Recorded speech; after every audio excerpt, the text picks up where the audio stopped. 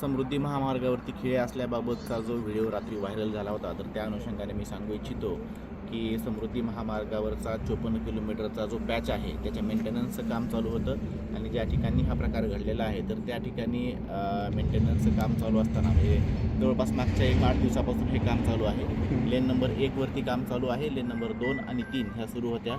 Lane number 1चं काम चालू असताना त्याला प्रॉपर व्यवस्थित बॅरिकेटिंगसुद्धा केलेलं होतं आणि हे काम करत असताना जे इंजेक्टेबल नोझल्स असतात तर ते त्याच्यामध्ये बसून त्याच्यामध्ये केमिकल सोडलं जातं जेणेकरून ब्रिजची स्ट्रेंथनिंग होते, ते काम चालू होतं आणि ते काल सकाळी लावलं होतं आणि म्हणजे आज सकाळी ते काढलं गेलेलं आहे।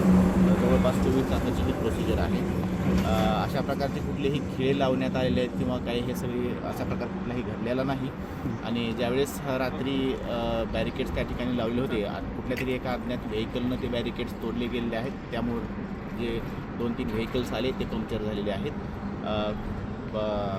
ज्यावेळेस घटना घडली त्यावेळेस HSPचे पोलीस आणि दौलताबाद पोलीस स्टेशनचे पोलीस तात्काळ घटनास्थळी या ठिकाणी पोहोचलेले आहेत। मी सर्व नागरिकांना आवाहन करू इच्छितो की कुठल्याही अफवांवरती विश्वास ठेवू नये। प्रशासन पूर्णरित्या दक्ष आहे। जे यापुढेही जे काही मेंटेनन्सची कामं केली जातील त्या प्रत्येक वेळेस प्रॉपर बॅरिकेटिंग रिफ्लेक्टर्स लावून कामं केली जातील याची आम्ही पूर्ण दक्षता घेत आहोत।